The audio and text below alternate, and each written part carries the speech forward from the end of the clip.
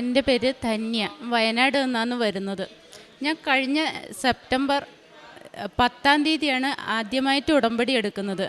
ഉടമ്പടി എടുക്കുന്നതിന് പിന്നിലും മാതാവിൻ്റെ കരങ്ങൾ, ഉടമ്പടി എടുക്കുന്നതിന് മുന്നേ മാതാവിൻ്റെ കരങ്ങൾ എന്നെ സ്പർശിച്ചിരുന്നു. എന്തെന്നാൽ ഞാനൊരു ഹിന്ദു വിശ്വാസി, ജന്മം കൊണ്ട് ഞാനൊരു ഹിന്ദുവാണ്. മതത്തിൽ ഒരുപാട് ഞാൻ ഉറച്ച് വിശ്വസിക്കുന്നില്ല.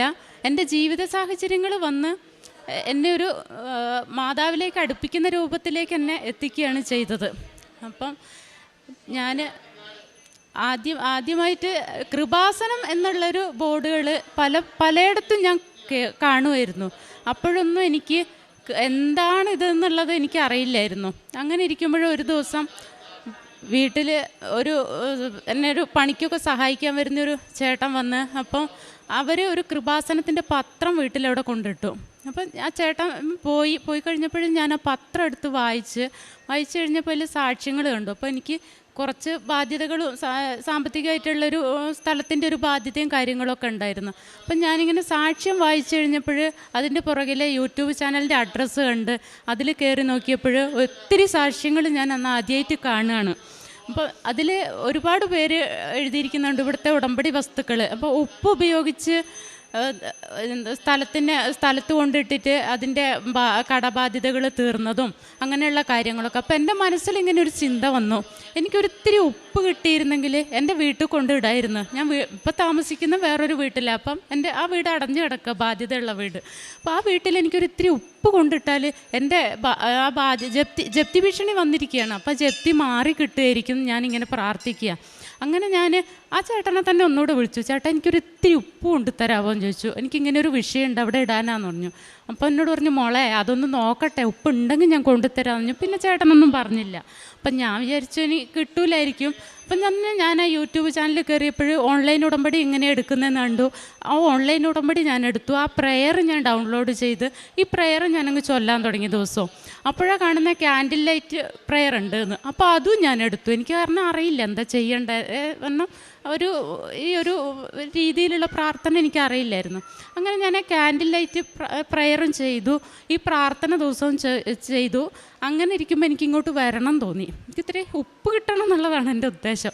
അപ്പം ഞാൻ എൻ്റെ ഒരു ഫ്രണ്ട് ഉണ്ട് കോഴിക്കോട്, അവളോട് വിളിച്ച് ചോദിച്ചു, എനിക്കിങ്ങനെ ഒന്ന് കൃപാസനത്തിലൊന്ന് പോകണം, എനിക്ക് ആ വീടിന് കുറച്ച് ബാധ്യതകളുണ്ട്, അപ്പോൾ കുറച്ച് ഉപ്പ് കിട്ടിയാൽ എനിക്കവിടെ കൊണ്ട് ഇടാൻ വേണ്ടിയിട്ടാണ്, ഒരു ഉടമ്പടി എടുക്കണം എന്ന് പറഞ്ഞു. അപ്പോൾ അവൾ പറഞ്ഞു ഞാൻ നോക്കട്ടെ എന്ന് പറഞ്ഞു വെച്ചു ഫോണ്. ബുധനാഴ്ച ഇത് പറയുന്നു, ഒരു വ്യാഴാഴ്ച ഒരു അനക്കമില്ല, വിചാരിച്ചു അവളും വിട്ടിട്ടുണ്ടാവും എന്ന് വിചാരിച്ചു. വെള്ളിയാഴ്ച രാവിലെ അവൾ വിളിച്ചിട്ട് പറയുന്നു, നിനക്ക് പോകണമെങ്കിൽ ഒരു കാര്യം ചെയ്യാം, എൻ്റെ ബ്രദറുണ്ട് ഇവിടെ ആലുവയിൽ, ഞാൻ അവനോട് പറയാമെന്ന് പറഞ്ഞു. അപ്പോൾ ഞാൻ പറഞ്ഞു എനിക്ക് കോഴിക്കോട് വരാം, ഞാൻ വരികയാണെങ്കിൽ ആരെങ്കിലും കൂട്ടത്തിലാണ് വരിക, അപ്പോൾ ഒറ്റയ്ക്ക് അങ്ങനെ വന്ന് ശീലമില്ല, വയനാട്ടിൽ നിന്ന് കോഴിക്കോട് വന്ന് ഞാൻ ബസ് ഇറങ്ങാം, വേറെ ഒന്നും എനിക്കറിയില്ല എന്ന് പറഞ്ഞു. അപ്പോഴും അവൾ പറഞ്ഞു, നീ ഒരു കാര്യം ചെയ്യും, പോകാൻ താല്പര്യം ഉണ്ടെങ്കിൽ ട്രെയിനിന് ഞാൻ കയറ്റി വിടാം, കോഴിക്കോട് നിന്ന് ആലുവ വന്നിറങ്ങിയ ചേട്ടായി അവരെ വീട്ടിൽ കൊണ്ടുപോകും, രാവിലെ അവരുടെ ഭാര്യ എന്നെ ഇവിടെ കൊണ്ട് എത്തിക്കുമെന്ന് പറഞ്ഞു. തിരിച്ച് നീ ഒറ്റയ്ക്ക് പോകണമെന്ന് പറഞ്ഞു. അപ്പം ഞാൻ ഒറ്റയ്ക്കുള്ള ഞാൻ പറഞ്ഞു എനിക്കൊന്ന് വീട്ടിലൊന്ന് ചോദിക്കണം, ആങ്ങളെ അമ്മയുണ്ട് അവരോടൊന്ന് ചോദിക്കണം എന്ന് പറഞ്ഞു. അങ്ങനെ ഞാൻ വെള്ളിയാഴ്ച വൈകുന്നേരം അമ്മേൻ്റെ ആങ്ങളേൻ്റെ അടുത്ത് പോയി ചോദിച്ചു. അപ്പോൾ അവർ എതിർപ്പൊന്നും പറഞ്ഞില്ല. ഞാൻ അങ്ങനെ എന്താക്കി, അപ്പോൾ ഞാൻ തിരിച്ച് വന്ന് അവളെ കൂട്ടുകാരീനെ വിളിച്ചു പറഞ്ഞു, ഞാനിങ്ങനെ പിറ്റേ ശനിയാഴ്ചയാണ്, ഞാൻ ശനിയാഴ്ച രാവിലെ ഞാൻ വരാൻ തയ്യാറാന്ന് പറഞ്ഞു. ഒരു ഒരുക്കവും ഇല്ല, ഒന്നും എടുത്തു വെച്ചിട്ടില്ല. അപ്പം മോളുണ്ട് 10 വയസ്സുള്ള മോൾ, അവൾ പറഞ്ഞു ഞാൻ വരാം അമ്മേൻ്റെ കൂടെ എന്ന് പറഞ്ഞു. അപ്പം മോനെ വിളിച്ചപ്പോൾ മോൻ പറഞ്ഞു ഞാനില്ല അമ്മയെന്ന് പറഞ്ഞു. അപ്പം ഞാൻ വിചാരിച്ചു ഒറ്റയ്ക്കാവുന്നതിലും ഭേദമല്ല കുട്ടീന്ന് വിചാരിച്ചു, കുട്ടീനെയും കൂട്ടിങ്ങ് പോന്നു. ഞാൻ രാവിലെ വന്ന് കോഴിക്കോട് വന്ന് 1 മണിക്ക് വണ്ടി ഇറങ്ങി. അപ്പം ഞാൻ കൂട്ടുകാരിനോട് പറയേണ്ടത് നീ ബുക്ക് ചെയ്തോളണം, എനിക്ക് ട്രെയിനിന് പോയി ശീലമില്ല, ബുക്ക് ചെയ്യാൻ എനിക്ക് അറിയില്ല, ആരെങ്കിലും കൂടെ വീട്ടുകാരോടെ കാറിനോ അങ്ങനെ അല്ലെങ്കിൽ അവരാരെങ്കിലും കൂട്ടത്തിലേ ഞാൻ വന്ന് ശീലമുള്ളൂ എന്ന് പറയുന്നുണ്ട്. ഇവളെന്ത് ചെയ്തു വെച്ചാൽ എല്ലാം എനിക്ക് വരേണ്ട കാര്യങ്ങളെല്ലാം ബുക്ക് ചെയ്ത് ആലുവയ്ക്ക് ബുക്ക് ചെയ്തു. ഞാൻ കോഴിക്കോട് വന്ന് ഇവള് റെയിൽവേ സ്റ്റേഷനിൽ കൊണ്ടുവന്ന് ഇവളും ഹസ്ബൻഡും കൂടി എന്നെയും മോളെയും കൂടി വണ്ടിയിൽ കയറ്റി. അപ്പോൾ എനിക്ക് ഇറങ്ങാൻ അറിയില്ല ആലുവയിൽ. വയനാട്ടിലേക്ക് ട്രെയിനൊന്നും അത്ര പരിചയമില്ലാത്തതുകൊണ്ട് നിങ്ങളാരും ഒന്നും വിചാരിക്കണ്ട. അങ്ങനെ ഞാൻ ഇറങ്ങാനറിയില്ല എന്നപ്പോൾ എൻ്റെ തൊട്ടപ്പുറത്ത് ഓപ്പോസിറ്റ് സീറ്റിലൊരു ആൺകുട്ടി ഇരിക്കുന്നുണ്ട്. അവനോട് ചോദിച്ചു മോനെ എനിക്ക്, അപ്പോൾ എൻ്റെ വിചാരം ആലപ്പുഴ ഇറങ്ങണ്ടായിരുന്നു, ആലപ്പുഴ ഒന്ന് ഇറങ്ങണം നീ ഒന്ന് പറഞ്ഞു തരുമോ ചോദിച്ചു. അപ്പോൾ പറഞ്ഞു ചേച്ചി ഞാൻ എറണാകുളത്ത് ഇറങ്ങുന്നു. അപ്പോൾ എനിക്ക് പേടിയാണ് വന്നു തുടങ്ങി, എങ്ങനെ ഇറങ്ങും ആലപ്പുഴ എന്നാണ് എൻ്റെ ചിന്ത. അപ്പം ഞാൻ അവൾ എൻ്റെ കൂട്ടുകാരി ഉണ്ട് വിളിക്കുന്നു, അവൾ പറഞ്ഞു ഒരു കാര്യം ചെയ്യും, നീ വേർ ഈസ് ദി ട്രെയിൻ എന്നുള്ള ആപ്പ് ഡൗൺലോഡ് ചെയ്യാൻ പറഞ്ഞു. അത് ഡൗൺലോഡ് ചെയ്തപ്പോൾ എനിക്ക് ഈസിയായി. ഞാനങ്ങനെ ആലുവയിൽ ഇറങ്ങി. അപ്പോഴാണ് അവൾ പറയുന്നത് ആലുവയിൽ ഇറങ്ങേണ്ട ചേട്ടായി എവിടെയാണ് വരിക. അങ്ങനെ വന്ന് അവളെ ചേട്ടായി വന്ന് കൂട്ടിക്കൊണ്ട് വന്നു. അവിടെ നിന്ന് പിറ്റേന്ന് രാവിലെ അവരെ വൈഫിനെയും കൂട്ടി എന്നെ ഇവിടെ എത്തിച്ചു തന്നു. അവർ ഞായറാഴ്ചയായിരുന്നു, അവർ കുർബാനയും കഴിഞ്ഞ് അവർ പോയി. അപ്പോൾ ഞാനും മോളും കൂടി ഇവിടെ വന്ന് ഉടമ്പടി എടുത്തു. വൈകുന്നേരം 6 മണി വരെ ഞാൻ നിന്നു. തിരിച്ചുള്ള വണ്ടി അവൾ ബുക്ക് ചെയ്ത് തന്നു. അതിൽ കയറി ഞങ്ങൾ പിറ്റേന്ന് വെളുപ്പിന് വീട്ടിലെത്തുമ്പോൾ ഞാൻ പ്രാർത്ഥിക്കുന്നുണ്ട്. എനിക്ക് 5:30 ഇത് ഉടമ്പടി പ്രാർത്ഥന തുടങ്ങണം എന്നാണല്ലോ. അപ്പം ഞാനിങ്ങനെ അമ്മേനോട് പ്രാർത്ഥിക്കുന്നുണ്ട്, അമ്മ 5:30 എത്തുകയാണെങ്കിലല്ലേ എനിക്ക് ഉടമ്പടി പ്രാർത്ഥന ഇന്ന് തുടക്കാൻ പറ്റുള്ളൂ, ഇല്ലെങ്കിൽ നാളെ ആയിപ്പോയില്ല. കാരണം എൻ്റെ ആവശ്യം വലുതായിരുന്നേ. കാരണം എനിക്ക് പിന്നെന്തോ ഉള്ളിൽ എന്നെ ഒരു ശക്തി നയിക്കുന്നുണ്ടായിരുന്നു ഇതിലേക്ക് എന്നുള്ളൊരു ഇത്. അപ്പം ഞാൻ അങ്ങനെ പ്രാർത്ഥിച്ചു. അപ്പം ആ ബസ് പോലും ഇവിടുന്ന് 7:20 ബുക്ക് ചെയ്ത ബസ് ശരിക്കും 9:20 അന്ന് വരുന്നത്, 2 മണിക്കൂർ ലേറ്റ്. കാരണം എന്താ അറിയോ, ഞാൻ 7:20 ഇവിടുന്ന് പോയാൽ 1 മണിക്ക് ഞാൻ കോഴിക്കോടെത്തും. കുട്ടി ഉറങ്ങും, എനിക്ക് ഉറങ്ങാണ്ടിരിക്കാം. 3 മണിക്ക് എനിക്ക് കോഴിക്കോട് നിന്ന് കയറിയാലേ 5:30 എനിക്ക് വയനാട്ടിലെത്താൻ പറ്റൂ. അവിടെ വണ്ടി 2 വീലർ കൊണ്ടുവച്ചിട്ടാണ് ഞാൻ വന്നത്. 5:30 അവിടെ എത്തിക്കഴിഞ്ഞാൽ എനിക്ക് അരമണിക്കൂർ വീട്ടിലേക്ക് യാത്രയുണ്ട്. ഇതെല്ലാം കറക്റ്റ് പ്ലാനിങ്ങിന് വേണ്ടി എന്നെ കറക്റ്റ് 5:30 അവിടെ എത്തി. ഇല്ല, ഞാൻ 3:30 വയനാട്ടിലെത്തേണ്ട ആളാണ്. അപ്പം 5:30 അവിടെ എത്തി. ഞാൻ വണ്ടിയെടുത്ത് എൻ്റെ വീട്ടിലേക്ക് എത്തുന്നു. കറക്റ്റ് 5:50 വീട്ടിലെത്തുന്നു. കുളിച്ചു. അപ്പം തന്നെ തുടങ്ങി പ്രാർത്ഥന. അപ്പോൾ ആദ്യത്തെ എൻ്റെ ഉദ്ദേശം എന്ന് വെച്ചാൽ എന്താ, ഈ ഉപ്പെടുത്ത് ഞാൻ എൻ്റെ വീട്ടിലേക്ക് പോവുകയാണ്.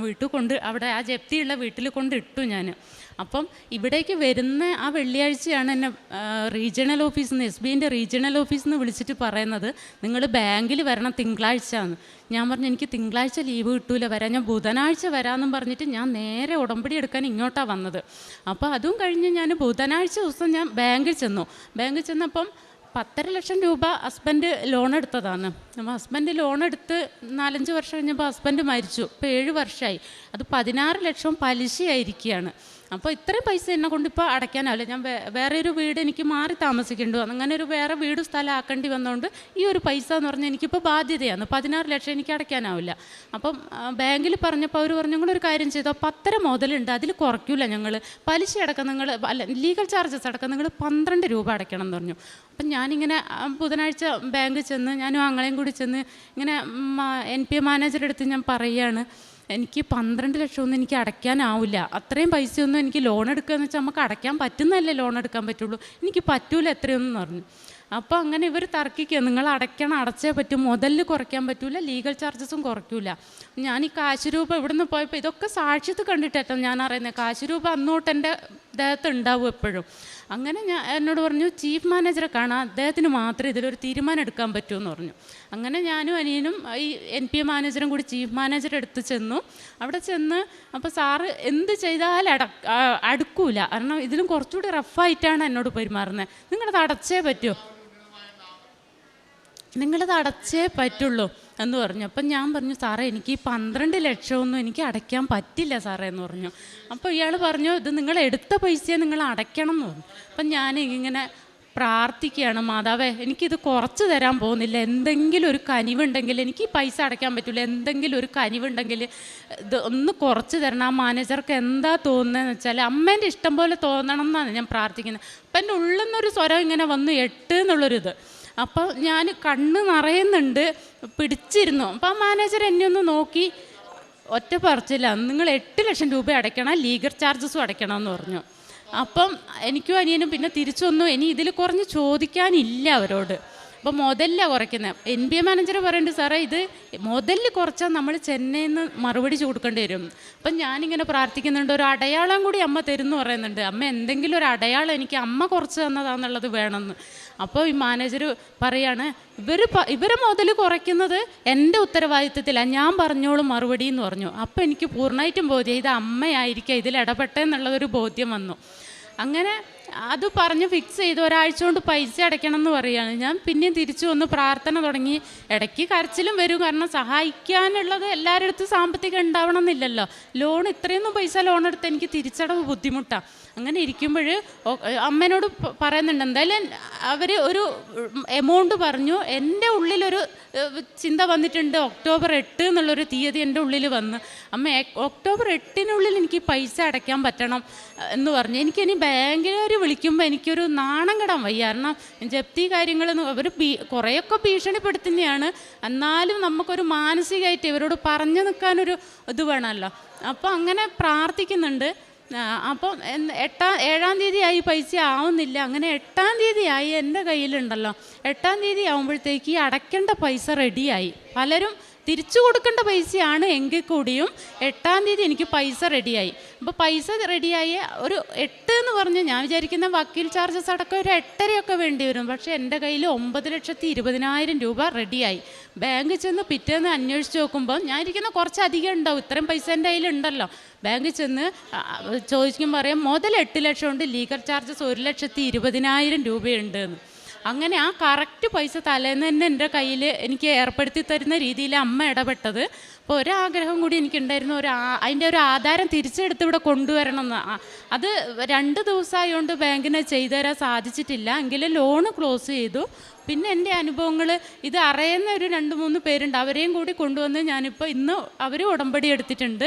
അപ്പം അതൊരു പ്രേക്ഷിത വിലയായിട്ട് ഞാൻ സ്വീകരിച്ചിരിക്കുന്നത്. പത്രം കൊടുക്കലും ഒക്കെ അതൊക്കെ ഞാൻ ഒരു തീരുമാനം എടുത്തിരുന്നു, അവിടെ എവിടെയും കൊണ്ട് കൊടുക്കൂല, അർഹതപ്പെട്ടവർക്ക് കൊടുക്കണം, അമ്മ തന്നെ ആളെ കാണിച്ചു തരണം എന്നുള്ളത്. അതിൻ്റെ കൂടെ കുറച്ച് ലോക്കറ്റുകളും ഞാൻ അമ്മേൻ്റെ കാശ് രൂപം കുറച്ചെണ്ണം മേടിച്ചുകൊണ്ട് പോയിട്ടുണ്ട്. അപ്പോൾ അർഹത ഉണ്ടെന്ന് തോന്നുന്നവർക്ക് ഞാൻ വിഷമം കാണുമ്പോൾ അത് കൊടുക്കലുണ്ട്, അവരോട് പ്രാർത്ഥിച്ചോളാൻ പറഞ്ഞു. പിന്നെ അതുപോലെ പുണ്യപ്രവൃത്തികൾ ചെയ്യണം എന്ന് പറയുന്ന ആ കാര്യങ്ങളെല്ലാം അനുസരിക്കാറുണ്ട്. അങ്ങനെ അങ്ങ് ഒരു മാസമായിട്ടുള്ള എൻ്റെ ഉടമ്പടി എടുത്തിട്ട്. അപ്പോൾ എനിക്ക് ഉണ്ടായ അനുഭവം, ഇപ്പോൾ ഇന്നലെ ഇങ്ങോട്ട് വരുമ്പോഴും അതെ, ഞങ്ങൾ 4-5 ലേഡീസ് കൂടിയാണ് വരുന്നത്. ഞങ്ങൾക്ക് ഇതുപോലെ വലിയ പിടുത്തമൊന്നുമില്ല ഇങ്ങോട്ട് വരാൻ. അപ്പോൾ ഇവിടെ വന്ന് ആലപ്പുഴ ഇറങ്ങാനും ഞങ്ങൾ ടിക്കറ്റ് എടുക്കുന്നത്. അപ്പോൾ ഞങ്ങൾക്ക് റൂം കിട്ടിയ മാരാരിക്കുളത്തില്ല. നെറ്റിൽ സെർച്ച് ചെയ്തപ്പോൾ മാരാരിക്കുളത്ത് നിന്ന് 3 കിലോമീറ്റർ ഇങ്ങോട്ട് ഉള്ളൂ എന്ന് പറയുന്നു. അപ്പം ആ റൂമിൻ്റെ ഓണറെ വിളിക്കുമ്പോൾ പറയാണ്, ഇവിടെ മാരാരിക്കുളത്ത് സ്റ്റോപ്പ് ഉണ്ടെങ്കിൽ ഇവിടെ ഇറങ്ങിയാലാണ് നല്ലത്. പക്ഷേ ആ ട്രെയിനിന് ചേർത്തല കഴിഞ്ഞാൽ സ്റ്റോപ്പും ആലപ്പുഴയാണ്. അപ്പോൾ മാരാരിക്കുളം ഞങ്ങൾ ആപ്പ് നോക്കുമ്പോണ്ട് മാരാരിക്കുളം എത്തുമ്പോൾ ട്രെയിന് സ്ലോ ആവും. ഇപ്പോൾ ആ ഓണറെ വിളിച്ചു ഞാൻ. അപ്പോൾ പറഞ്ഞയാൾ അവിടെ നിർത്തിയെങ്കിൽ ചാടി ഇറങ്ങിക്കോളാൻ പറഞ്ഞു. ഞങ്ങൾ 5-6 പേരുണ്ട്, അവരെല്ലാവരും കൂടി അവിടെ ഇറങ്ങി. അപ്പോൾ അയാൾ പറയാം, അത് റെയിൽവേ ക്രോസിങ്ങിന് വേണ്ടി നിർത്തിയത്, അവിടെ സ്റ്റോപ്പില്ലാന്ന്. അപ്പം ഞങ്ങൾ പെട്ടെന്ന് അവിടെ നിന്ന് ചെറിയ ദൂരമേ ഉള്ളൂ, ആ റൂമിലെത്തി. റൂമിൽ നിന്ന് അവരെ അറേഞ്ച് ചെയ്തെന്ന് അങ്ങനെ ഇവിടെ എത്തി. അപ്പോൾ വലിയ വലിയ കാര്യങ്ങളല്ല, ചെറിയ കാര്യങ്ങളിലായാലും ദൈവത്തിൻ്റെ കരം വലുതായിട്ട് ഞാൻ കാണുന്നുണ്ട്. ഒരു മാസമായിട്ടുള്ള ഉടമ്പടി എടുത്തിട്ട്. പക്ഷേ എൻ്റെ അനുഭവം എന്ന് പറഞ്ഞാൽ എനിക്കിവിടെ വർണ്ണിക്കാൻ അറിയൂല. ചില കാര്യങ്ങൾ, ദൈവത്തിൻ്റെ കാര്യങ്ങൾ എപ്പോഴും അങ്ങനെയല്ല, വർണ്ണനയ്ക്ക് അതീതമല്ലേ, നമ്മൾ ഫീല് ചെയ്യുക. അതുപോലെ ഈശ്വരൻ്റെ ഒരു സാന്നിധ്യം എന്ന് പറയുന്നത് ഞാൻ ഫീല് ചെയ്യാറുണ്ട്, എപ്പോഴും ഫീല് ചെയ്യാറുണ്ട്.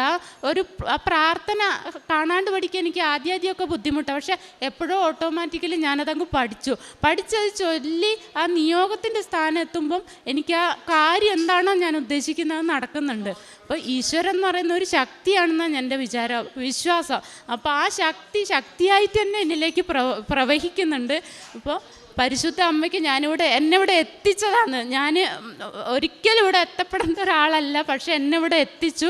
എൻ്റെ കൂടെയും കുറച്ച് പേരെ കൊണ്ടുവന്നു. ഇനിയും കൊണ്ടുവരാൻ എനിക്കുള്ള അവസരം ദൈവം നൽകട്ടെ എന്ന് ഞാൻ പ്രാർത്ഥിക്കുന്നു. എല്ലാവരും ആഗ്രഹങ്ങളും നടക്കട്ടെ. പരിശുദ്ധ അമ്മയ്ക്ക് ഹൃദയം നിറഞ്ഞ നന്ദി. അമ്മയുടെ പ്രത്യക്ഷീകരണം ഈ വേദിയിൽ, ഈ തിരുസഭ അംഗീകരിച്ചിട്ട് അമ്മയെ അംഗീകരിക്കട്ടെ എന്ന് ഞാൻ പ്രാർത്ഥിക്കുന്നു. ചില നിയോഗങ്ങളെയും ചില ഉടമ്പടികളെയും പരിശുദ്ധ അമ്മ തുടക്കം തൊട്ട് ഏറ്റെടുക്കുന്നുവെന്ന് തോന്നുന്ന ചില സാക്ഷ്യങ്ങളുണ്ട്. നിങ്ങൾക്കറിയാം, ചിലർ മാസങ്ങളോളം വർഷങ്ങളോളം ഇവിടെ വരാനായിട്ട് ആഗ്രഹിച്ചിട്ടും വരാൻ പറ്റാതിരിക്കുന്നവരുണ്ട്, അല്ലെങ്കിൽ എത്രയും നാൾ കാത്തിരുന്നിട്ടും പറ്റാതിരിക്കുന്നവരുണ്ട്. ചിലരെ മാതാവ് പെട്ടെന്ന് തന്നെ ഇവിടെ എത്തിക്കുകയും ചെയ്യും. ഇത് ഉടമ്പടി എടുത്തിട്ട് 1 മാസത്തിന് ശേഷം പറയുന്നൊരു സാക്ഷ്യമാണ്. ആ സാക്ഷ്യം അവസാനിക്കുന്നതും ആ ചേച്ചി പറയാനുണ്ട്, ദൈവത്തിൻ്റെ ഒരു സാന്നിധ്യം എത്ര വർണ്ണിച്ചാലും മതി വരാത്തതെന്നുള്ള. ഇതൊരു അനുഭവത്തിലേക്ക് ഓരോ ഉടമ്പടിയെടുത്ത വ്യക്തിയും കടന്നു വരണമെന്നാണ് നമ്മളെല്ലാവരുടെയും പ്രാർത്ഥന. ഇതിലും ഏറെ പ്രത്യേകിച്ച് ഈ ചേച്ചിയും ഈ സഹോദരിയും ഒരു അടയാളം ചോദിക്കുന്നു. നമ്മൾ മനുഷ്യന്മാരായതുകൊണ്ട് ഇന്നത്തെ സുവിശേഷത്തിലും ഇതുപോലൊരു അടയാളത്തിനെക്കുറിച്ച് കർത്താവ് സംസാരിക്കേണ്ടത്. നമ്മൾ മനുഷ്യന്മാരായതുകൊണ്ട് നമ്മൾ വിശ്വസിക്കുവാനായിട്ട് ദൈവം കൂടെയുണ്ടെന്നല്ല. ചിലപ്പോൾ അതെല്ലാവരും ചോദിച്ചു. അപ്പം അങ്ങനെ ചോദിക്കുമ്പോഴും ചേച്ചിയുടെ മനസ്സിൽ 8 എന്നൊരു നമ്പർ വന്നു എന്നും അതിനുശേഷം ആ മാനേജർ, അതായത് കാർക്കശ്യത്തോടെ പെരുമാറി മറ്റൊരു മാനേജറിൻ്റെ അടുത്ത് വേറൊരു മാനേജറിൻ്റെ അടുത്തിലെത്തുമ്പോൾ കാര്യങ്ങളെല്ലാം ഒരു കാശുരൂപത്തിൻ്റെ സാന്നിധ്യവും എല്ലാം ഉണ്ട്. അപ്പോൾ ദൈവം കൂടെയുണ്ടെന്നുള്ളൊരു അടയാളം ചോദിച്ചു. മനസ്സിൽ തോന്നിയതുപോലെ അമ്മ ഈ സഹോദരിക്ക് മനസ്സിലാകുന്ന രീതിയിൽ ഒരടയാളം കൊടുത്തു എന്ന് സാക്ഷ്യപ്പെടുത്തുന്നു. പിന്നെ ഇങ്ങോട്ടുള്ള ഓരോ യാത്രയിലും ദൈവം കൊണ്ടുവന്നു എന്ന രീതിയിലുള്ള അനുഭവം സംഭവിക്കുന്നുണ്ട്. അപ്പം ഈ നിയോഗങ്ങളെയും ഈ ജീവിതത്തെയും ഒക്കെ അമ്മ ഏറ്റെടുത്തതുപോലെ സാക്ഷ്യം കേൾക്കുന്ന നമുക്ക് തോന്നിപ്പിക്കുന്ന വലിയൊരു അനുഭവത്തിൻ്റെ സാക്ഷ്യമാണ് പറഞ്ഞത്. ഈ ഉടമ്പടി എടുക്കുന്നവർ, അപ്പം ഈ സഹോദരി പറയുന്നുണ്ട്, പ്രാർത്ഥനയിലുമൊക്കെ വളരെ കണിശമായിട്ട് പ്രാർത്ഥനയൊക്കെ ചൊല്ലി പഠിക്കുകയും പ്രാർത്ഥിക്കുകയും രാവിലെ 5:30 തിരിച്ചെത്തണമെന്നുള്ള ആഗ്രഹം, പ്രാർത്ഥിച്ച് തുടങ്ങാനുള്ള ആഗ്രഹം. അപ്പം ഈ ആത്മാർത്ഥതയും സത്യസന്ധതയൊക്കെ ദൈവം കാണുമ്പോൾ ഉറപ്പായിട്ടും ഇനിയും വലിയ അനുഭവങ്ങളിലേക്കും എല്ലാ നിയോഗങ്ങളുടെ പൂർത്തീകരണത്തിലേക്കും പരിശുദ്ധ അമ്മ നയിക്കും. ഇനിയും അമ്മയോട് ചേർന്നുള്ള ഈ വലിയ യാത്രയിൽ ഇപ്പം അവസാനം പറഞ്ഞതുപോലെ വിശ്വസിക്കുന്നവർക്ക് അവർ ഒരു യാത്ര നടത്തുന്നതും ശ്വസിക്കുന്നതും നടക്കുന്നതും എല്ലാം ദൈവം നടത്തുന്നതായിട്ട് അനുഭവിക്കും. അത് വലിയൊരു വിശ്വാസത്തിൻ്റെ ആഴം. അത് 1 മാസത്തിനുള്ളിൽ അങ്ങനൊരു അനുഭവത്തിലേക്ക് അമ്മ ഈ മകളെ നയിച്ചെങ്കിൽ അതിനർത്ഥം പരിശുദ്ധ അമ്മയുടെ സാന്നിധ്യം ഈ സഹോദരിയോടൊപ്പം യാത്ര ചെയ്യാനായിട്ട് ആരംഭിച്ചിട്ടുണ്ടെന്ന്. ഇനിയും മുൻപോട്ടുള്ള യാത്രയിൽ പരിശുദ്ധ അമ്മ നയിക്കട്ടെ എന്ന് പ്രാർത്ഥിക്കുന്നു. ഒരുപാട് അനുഭവങ്ങൾ കൊണ്ട് ഇനിയും അമ്മയുടെ പ്രത്യക്ഷീകരണത്തിൻ്റെ വലിയ സാക്ഷിയാക്കി മാറ്റുവാൻ ഈ മകളെ ഇനി ദൈവം അനുവദിക്കട്ടെ എന്ന് പ്രാർത്ഥിക്കുന്നു. നമുക്ക് കരങ്ങളടിച്ച് ദൈവത്തിൻ്റെ നാമം മഹത്വപ്പെടുത്താം. അത്യപൂർവ ദൈവാനുഭവങ്ങൾ ഇനി നിങ്ങൾക്കും സ്വന്തം. ഈ യൂട്യൂബ് ചാനൽ ഇതുവരെ സബ്സ്ക്രൈബ് ചെയ്തിട്ടില്ലെങ്കിൽ ഇപ്പോൾ തന്നെ സബ്സ്ക്രൈബ് ചെയ്യുക. ഈ വീഡിയോ ഇപ്പോൾ തന്നെ നിങ്ങളുടെ സുഹൃത്തുക്കൾക്ക് ഷെയർ ചെയ്തുകൊണ്ട് കർത്താവിൻ്റെ പ്രേക്ഷിതരാകുക.